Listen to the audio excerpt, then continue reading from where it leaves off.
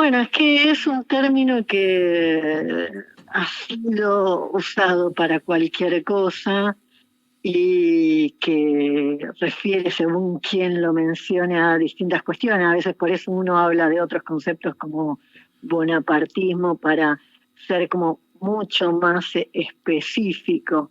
Pero en general, para más allá de las distintas orientaciones y quién esté hablando, se habla de populismos a los regímenes políticos donde la construcción del poder está basada en una figura muy personal, en movimientos que tienen, si se quiere, una base policlasista y donde hay distintas operaciones que esta construcción del poder personal eh, y de alguna manera la simplificación de los objetivos políticos con una lógica amigo-enemigo, con una lógica de soluciones que aparecen como más mágicas, una simplificación de la vida política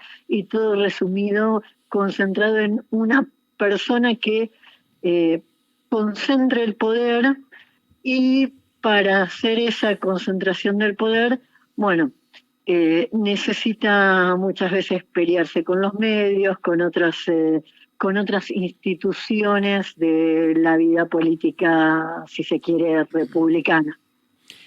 Marina, este es un gobierno populista de derecha porque hay de izquierda y hay de derecha, pero no son, digamos, tienen cosas enfrentadas. ¿Pero este es un populismo de derecha, el que tiene Milei, el que está haciendo Milei? Sí, claramente, es un gobierno populista donde apostó a construcción de un poder en base a un liderazgo, si se quiere, carismático, a, a concentrar en una figura. Fíjense cómo va girando la dinámica del poder en torno a Milei, Karina, mientras que todos los demás por debajo están peleándose entre sí, esperando que la jefatura concentrada decida a cuál de los que están ahí en las internas le da la razón y los colocan en una posición de cierto poder, pero ese poder dentro de este espacio no deriva de la base social que tenga una fracción u otra, sino de decisiones personales en la cúpula, ¿no? A ver, Marina. Eso es muy claro. Y toda la dinámica con la cual se busca una construcción y una apelación al pueblo, como sea que se lo defina, en este caso el pueblo es la gente de bien de la Argentina versus la casta, estas operaciones de oponer un sector con otro, tratar de llegar a ese pueblo, en el caso de Milei le van a decir, para que no suene peronista, van a decir a la gente de bien, pero es como definen eso, es el pueblo argentino, en forma directa, sin mediaciones. Y eso es algo que todos los líderes populistas buscan, y es muy interesante cómo hay una guerra contra los intermediarios y aparecen en distintas esferas. No, yo no hablo con periodistas, son intermediarios, hablo directamente con la gente a través del Twitter. No, yo no quiero tener referentes en los comedores, son intermediarios, quiero llegar directamente. Después, llegar directamente es imposible, la sociedad, cualquier sociedad moderna es muy compleja, y si no tenés a uno, tenés que tener a otros. En realidad lo que querían era reemplazar a los dirigentes del movimiento piquetero por referentes del mundo evangelista, que ahora habían asumido la tarea y ahora le están diciendo al Ministerio de Desarrollo Social, no, esto es muy complicado, no sé si yo lo puedo manejar. Pero aparece esa idea de yo quiero llegar en forma directa. Eso, pero él lo diciendo en Desarrollo Social, no, yo no voy a hablar con nadie, con ustedes, porque son los intermediarios. Si alguien tiene hambre, que me venga a buscar. que venga y voy a hablar personalmente. Y el otro día le hicieron la fila, la cola del hambre de toda la gente que quería hablar con ella. Sí. Entonces, en esos problemas se mete, pero en esos problemas está porque es la dinámica política que se busca construir. Claro, se alimenta de eso, digamos. Exacto, se alimenta de eso, eh, y se busca realimentar a través de esos mecanismos la figura del poder central, de las figuras populistas que organizan todo esto. La idea de que vamos a reconfigurar del todo la política. Y este tipo de ideas no son nada nuevo. O sea, si uno lee documentos de Perón antes de llegar al poder, documentos que, por ejemplo, circulaban por el GO, por el Grupo de Oficiales Unidos, y ellos dicen, bueno, nosotros venimos con el golpe militar a eliminar a los intermediarios, a eliminar los intermediarios en la política, que son los políticos, a eliminar los intermediarios en la economía, que son los que tienen la responsabilidad de todos los problemas económicos, o sea, los comerciantes, los usureros de la economía. Y así en cada espacio. ¿Cuál es la lógica? Y es una lógica que va hacia que si se extrema esta tendencia va hacia cierta fascistización, o sea, no hay formas de representación intermedia en la sociedad, es toda una relación directa del líder con los grupos sociales o con distintos organismos del Estado. Pero, por ejemplo, se ha llegado a decir a trabajadoras sociales que se las despedía que no eran necesarias porque ellas eran intermediarias innecesarias entre la llegada de la asistencia del Estado a la gente. Estos elementos ridículos. Y después los reemplazan con sectores del evangelismo, con referentes propios, etcétera. Marina, coincido en todo lo que dijiste, pero a mí me sigue pareciendo que bonapartismo es una categoría mejor. Pero digamos populismo para que todo el mundo entienda. Claro, para mí es una categoría mejor. Pues hay una pregunta, recién me decías algo, bueno, ¿hay populismo de derecha? Sí. Sí. Ahora, a veces me hacen la pregunta, ¿hay populismo de izquierda? Sí, no. Y esa es más tramposa. Y la verdad es que yo te diría que no, porque si uno piensa el populismo, que es la izquierda, siempre la izquierda implica la transformación de la sociedad de una manera progresiva. ¿Y qué pasa? Los que aparecen como movimiento, como populismo de izquierda, aparecen en un contexto en que en realidad la sociedad toda se corrió muy a la izquierda y ellos necesitan hacer concesiones para poder manejar el pulso político, para poder subirse al movimiento político, pero no para desarrollarlo, expandirlo, llevarlo más allá, que sería ser de izquierda, que también tiene ese elemento contextual, ¿sí? No, yo lo que te Sino para decía... frenarlo. perdóname. Dale, sí. Cuando uno ve que hace Chávez en Venezuela o que hace el kirchnerismo, bueno, dan concesiones, pero no para hacer avanzar al movimiento, sino para frenarlo. Y una vez que logran frenarlo, lo desmantelan y disciplinan y desmovilizan a la sociedad. Marina, ¿y por qué al gobierno de Cristina lo tildaban de populista? Porque de izquierda no es más, creo que de derecha, o más tirando a la derecha que ser de izquierda. ¿Por qué lo tildaban de populista? ¿O a Cristina la tildaban de populista? La forma de construcción política tiene que ver con estos rasgos que estábamos diciendo, la concentración del poder personal, la dinámica de construir un discurso, un relato político simplificado en los términos de amigo-enemigo, y todo lo que no es amigo es enemigo, ¿sí? El equiparar la nación con el propio partido y con la propia, con el propio movimiento. Todos estos elementos en la pelea con los medios, hay todos estos elementos que son muy recurrentes en este tipo de gobiernos y que estaban presentes en ese punto en el gobierno de Cristina. O sea que hay una similitud entre esto que usted dice de Cristina y el gobierno de Milei, salvando algunas cuestiones, Claro, ¿no? claro, en las formas y las dinámicas políticas. Es distinto porque Cristina viene a desarmar el argentinazo, entonces viene a desarmar, el kirchnerismo viene a desarmar el argentinazo, viene a desarmar un movimiento político más radicalizado, con un montón de organizaciones que entran al kirchnerismo, y el proceso de desarmar eso es muy complejo y no se termina de acabar o de resolver.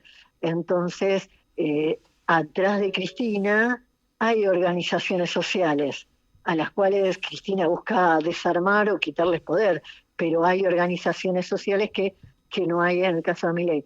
Pero en los otros rasgos tienen las mismas características.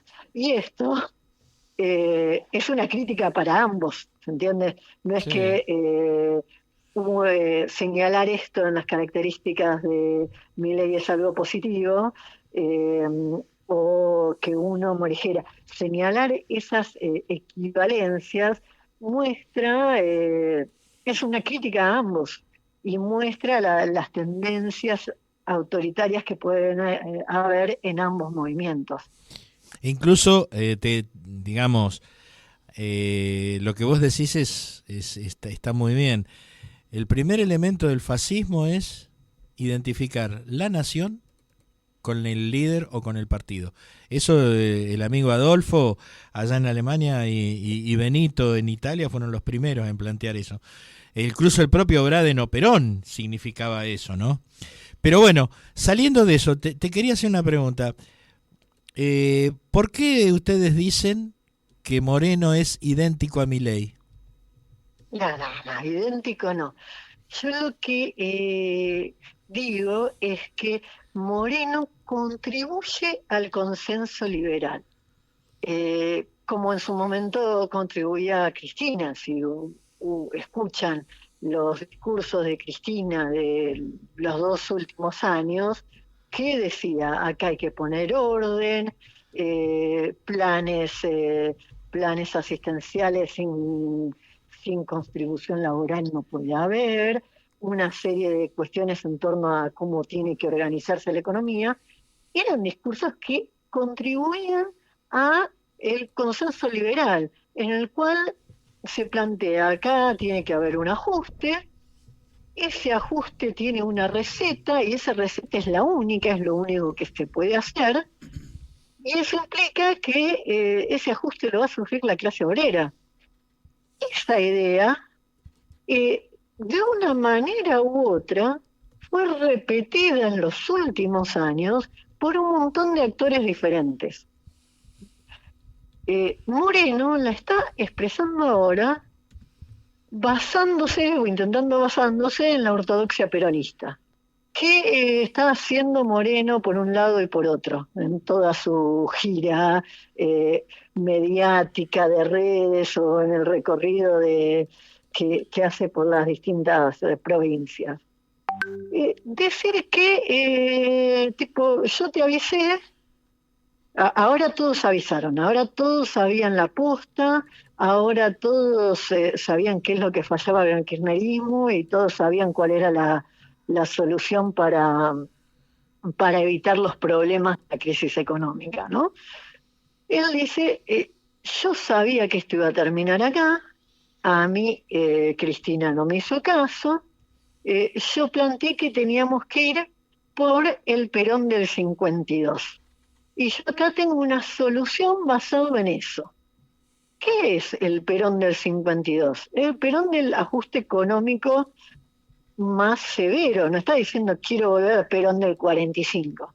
Él quiere volver al Perón del 52, al Perón del pan negro, al Perón de acá los salarios están congelados porque no hay negociación paritaria, que es parte del plan económico del 52, suspensión de la negociación paritaria.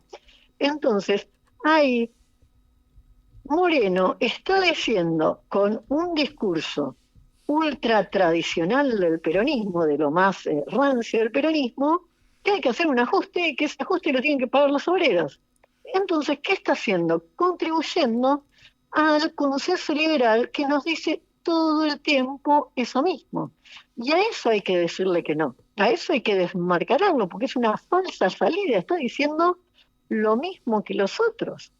Lo que quiere Moreno es ese mismo ajuste sobre la clase obrera, y la diferencia y las salvaguardas no van a estar para la clase obrera, van a estar para la burguesía peronista que va a querer proteger con un subsidio con otro. Entonces, lo que nosotros tenemos que decir es no a ese consenso liberal. ¿Es verdad que la Argentina está en una crisis, en un atolladero gigantesco? Sí.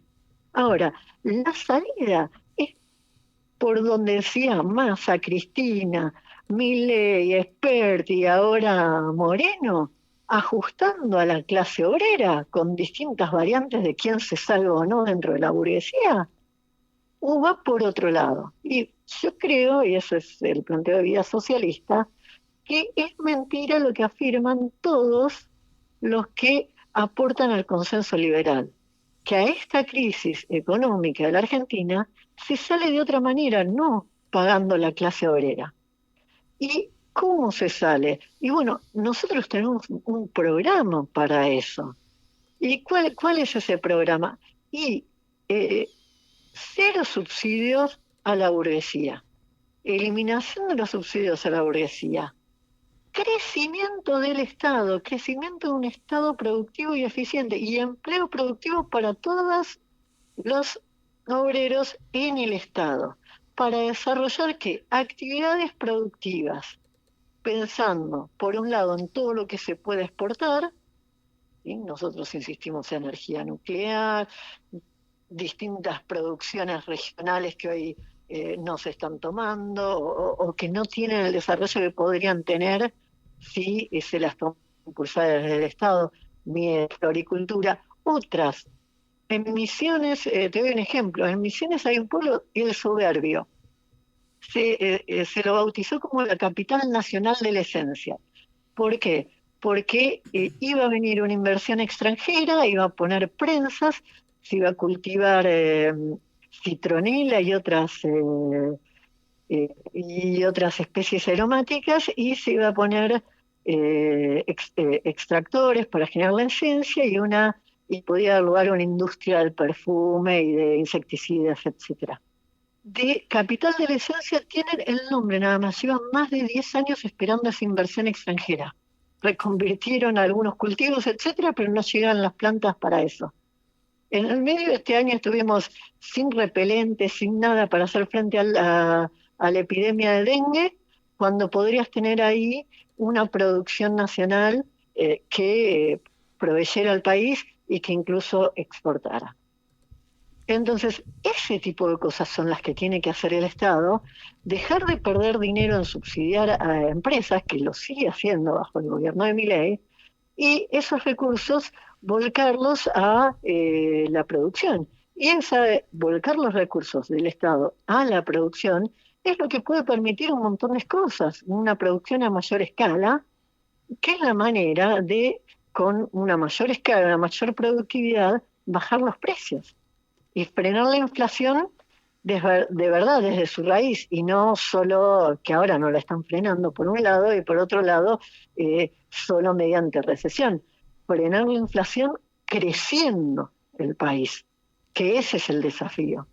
Entonces, por eso para nosotros esto de discutir el consenso liberal es muy importante, porque no es cuestión de una u otra variante de ajuste sobre la clase obrera, sino que de los problemas de la economía argentina no se resuelven con ajustes sobre la clase obrera. El plan económico que tanto cita Moreno del 52 generó que se comiera menos carne y se exportara más carne, y que se exportara más trigo porque se comiera menos local. Es la base de lo mismo que está haciendo Milei. No es eso lo que queremos, Marina, que para exportar más tengamos que comer menos. Hay que producir otras cosas. Marina, le hago una pregunta que en realidad es contrafáctica. ¿Qué hubiera pasado con Argentina si no hubiera existido Perón ni el peronismo? Usted escribe mucho sobre Perón y tengo un Twitter acá que suyo, de Maduro a Milei, dice: vende patria, ojalá te persiga el fantasma de Perón. Y usted pone: si Maduro supiera cuán vende patria fue Perón. Sí, eso lo puse por, entre otras cosas, el intento de Perón de mandar soldados argentinos a la guerra de Corea en auxilio de Estados Unidos. Ahora, ¿qué hubiera pasado si no existiera el peronismo? No me gustan las preguntas contrafácticas, Sí, pero probablemente la Argentina hubiera sido menos macartista y menos conservadora, porque ideológicamente la intervención del peronismo es una intervención anticomunista, macartista desde el primer hasta el último día, y muy conservadora, que busca reimplantar el peso de la religión, que hasta escoge los migrantes que pueden venir o no al país según se adapten a lo que se consideraba la ideología y la moral del país, o sea, que fueran católicos, etcétera. Entonces, ese elemento. ¿Qué hubiera pasado o no en otros aspectos? Bueno, sería más complejo de ver y bueno, es un poco tramposa la historia contrafáctica, pero por ahí yo creo que hay O tal vez una seríamos una respuesta segura. colonia, ¿eh? Se lo digo como peronista, Marine, con todo respeto. Tal vez seríamos una colonia, o más ¿Por qué? colonia de lo que somos. ¿Por qué? Si Perón no hubiera existido, digo. Digo, pero Perón se peleó con Braden. Y después, como le dijo Frondizi a Perón, cuando se votó el TIAR y todo lo demás que votaron, dijeron, como le dijo Frondizi a Perón, entre Braden o Perón ganó Braden. Perón gobernó la Argentina, pero si uno ve lo que pasa bajo el peronismo en relación con los organismos internacionales, con Inglaterra, con Estados Unidos, el Pacto Andes que se firma con Inglaterra no tiene nada que envidiarle al Pacto Roca-Runciman. La diferencia es que nadie le hizo mala prensa, pero si uno piensa un gobierno que tiene de nacionalista un año y medio, que es 46, 47, la gestión de Miranda. Es un nacionalista, pero un nacionalista ineficiente, porque busca tener una política nacional en abstracción de las nuevas condiciones mundiales, sin tener idea de cómo es el mercado, cómo se va a mover. Se manda un error tras otro, en el sentido de acumular cosechas de trigo sin vender cuando los precios van a bajar en vez de ir a subir. Y bueno, después de 47 en adelante, la soberanía nacional es algo para la tribuna. Cuando estaban propagandizando en Tucumán el Congreso de la Segunda Independencia, la independencia económica, Cafiero, padre, estaba en Estados Unidos negociando de todo con Estados Unidos. Y cada vez que uno lee una negociación le damos lo que queremos. Y me vas a decir que la Constitución del 44 y la soberanía de la tierra y del subsuelo, etcétera, etcétera, pero a Estados Unidos se le dice una y otra vez, y esto lo dicen los documentos de la CIA como los documentos del Ministerio de Exteriores argentinos, una y otra vez se le dice: no, pero vamos a hacer una interpretación laxa de eso. No, pero con ustedes no lo vamos a hacer valer. Y eso es tan así que en el 54 la CIA dice que hay que pasarle asistencia económica al peronismo para sostenerlo y que cualquier gobierno que venga después de Perón iba a ser peor para los intereses norteamericanos, que nunca tuvo en la historia Estados Unidos un trato tan favorable por Argentina como lo tuvo bajo Perón. Y se refiere al TIAR, al Pacto de Río, a la ayuda que se manda a Corea, que se termina mandando solo carne, pero se trató de mandar, se trató de mandar soldados. Entonces dicen, nunca tuvimos un apoyo tan grande de Argentina como tenemos ahora. Y no queremos que caiga Perón porque van a venir otros más nacionalistas que Perón, que son todos los que lo están criticando por cómo nos ayuda a nosotros con el petróleo y las inversiones. Marina, Entonces, perdón, hay dale. que revisar un poco eso, porque quizás rompió algún vínculo con Inglaterra, pero generó unos terribles con Estados Unidos. Claro, yo lo que digo que suena como por ahí muy fuerte, ¿no? Obviamente para un peronista, ¿no? Para ahí el que no es peronista no estará más de acuerdo con lo que decís, pero suena muy fuerte decir o escuchar que Perón es muy parecido a Milei o que son muy parecidos. A ver, hay una construcción de política de tipo populista, bonapartista, etcétera, que te puede dar características similares en gente como Mussolini, Perón o Milei, ¿sí? Eso está. Después hay otras cuestiones que son distintas, pues son distintos momentos históricos y tienen distintos marcos ideológicos, etcétera. Lo que yo estoy tomando son algunos elementos particulares, algunos elementos muy particulares para señalar. Ojo que los otros no son tan buenos, ¿sí? Entonces, que la alternancia entre peronistas y liberales implica un problema, pues los peronistas y el no resolver la crisis económica argentina es que lo que lleva a los peronistas a después negociar y entregar todo. Perón en el 52 con Estados Unidos, Cristina con China, ¿sí? Son distintos momentos, distintos países, distintas relaciones. Relaciones, si se quiere, de dependencia en uno u otro caso.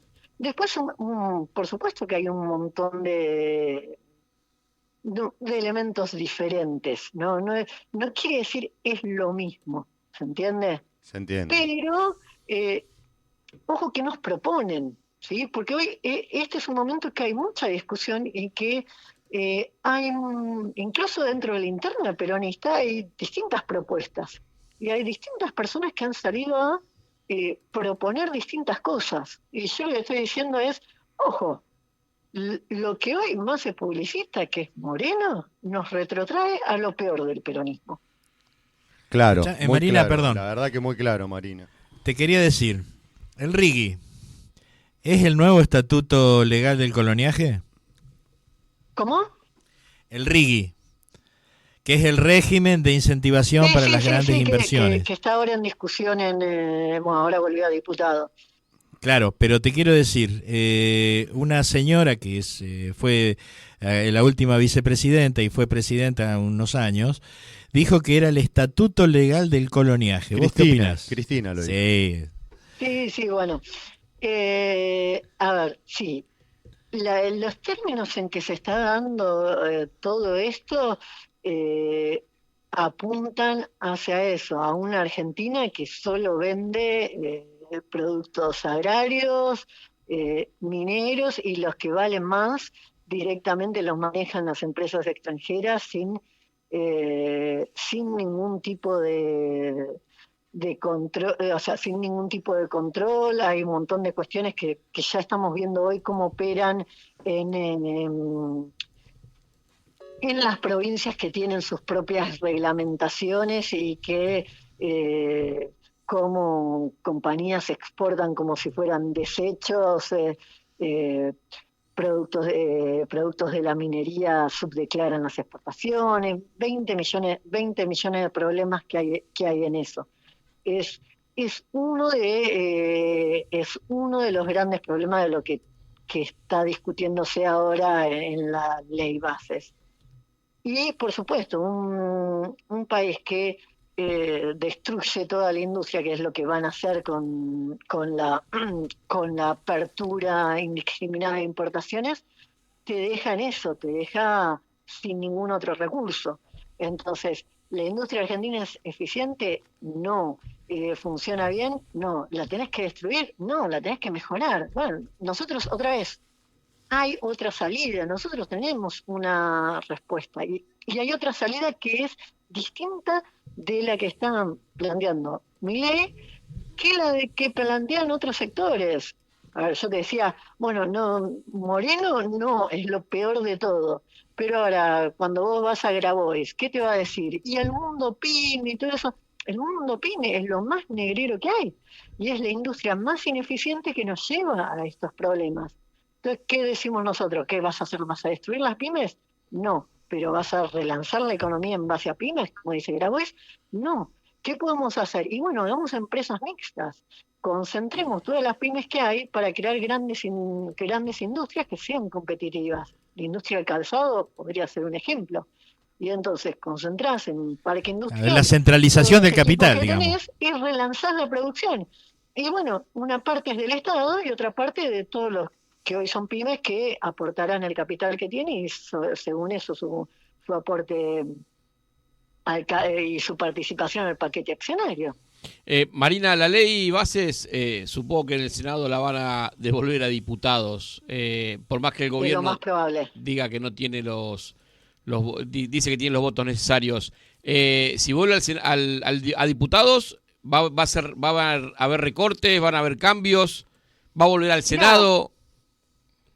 Yo la bola de cristal no la tengo, lo que se está leyendo es, hay muchas negociaciones en distintos puntos, por ejemplo, movimiento obrero, un tema que no estuvimos hablando, hoy en día está negociando ahora la CGT, ya dijeron que no pueden salir a desgastarse con una huelga tan otra, o sea, por un tiempo no quieren sacar otra huelga y van a ir a negociar, van a ir a tratar de negociar o ganancias o algún otro pucho, cuando la verdad es el planteo laboral de la ley base no es algo que pueda ser negociable. Es muy grave el problema en torno a la reforma laboral y hay que pensar por ejemplo, todo lo que implicaría eliminación de todas las restricciones en torno a indemnizaciones por despido,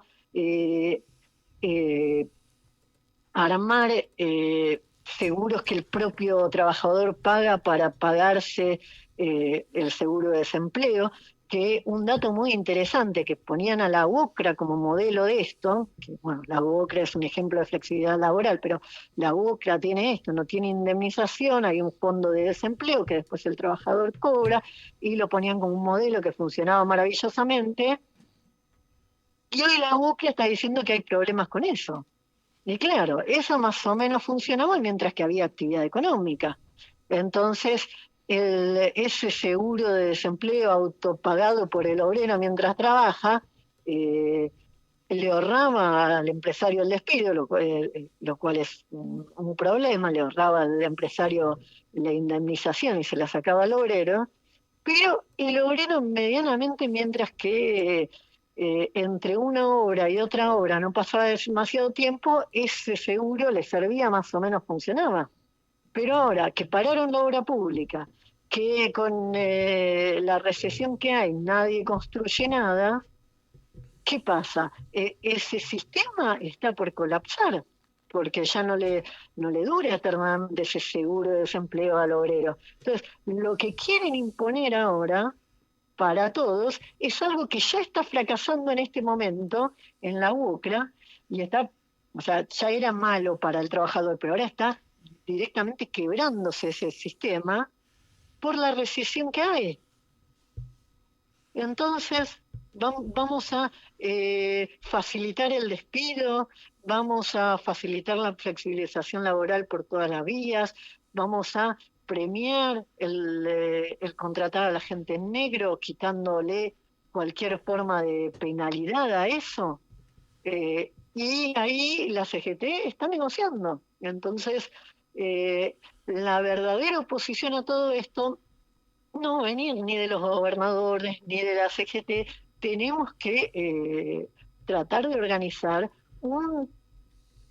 una oposición que se ponga de pie más allá de esto, la pelea por las universidades, la marcha universitaria fue un ejemplo de eso. Ese es el tipo de movimiento que deberíamos tratar de gestar, más allá de lo que haga la CGT, los gobernadores peronistas o un diputado o lo que fuera, porque si dependemos de ellos, estamos muertos. Marina, la última de mi parte. ¿Crees que lo hacen, digo el gobierno nacional, lo hacen porque creen que puede llegar a salir bien o ellos son malos y saben que va a salir mal y no les importa?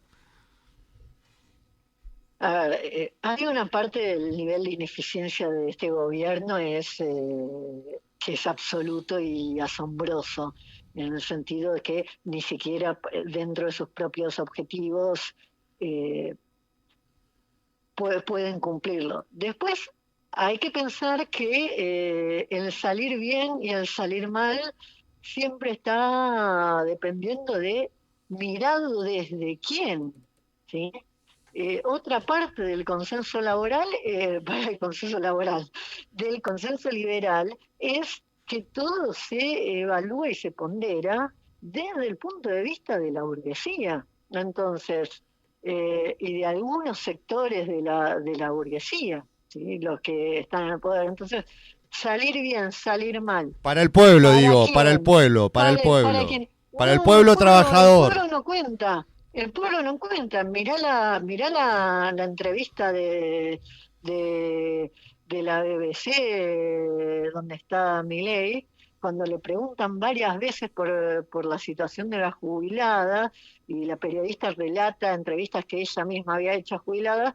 Primero Milei dice que mienten, y después en algún momento termina diciendo, esas cosas suceden, como, bueno, son las bajas que hay en una guerra, ¿viste? Si hay gente que no puede comprar sus medicamentos, esas cosas suceden. Yo en esos números chiquititos no me fijo. Y bueno, ahí queda muy claro, no hay ningún interés de mejorar la situación de la clase obrera. Al contrario, el programa liberal implica que la clase obrera tiene que estar peor para que la burguesía argentina esté mejor. Claro. Está bien. Quedó Es clarísimo. conceptual eso, sí. Quedó claro, quedó claro. Marina, le vamos a dar las gracias por estos minutos con nosotros. Estamos pasadísimos de tiempo. Nos encantaría seguir charlando y seguramente la vamos a invitar en otra oportunidad. Bárbaro, muchas gracias por la oportunidad. Gracias a usted. Muy amable, Hasta Marina. luego.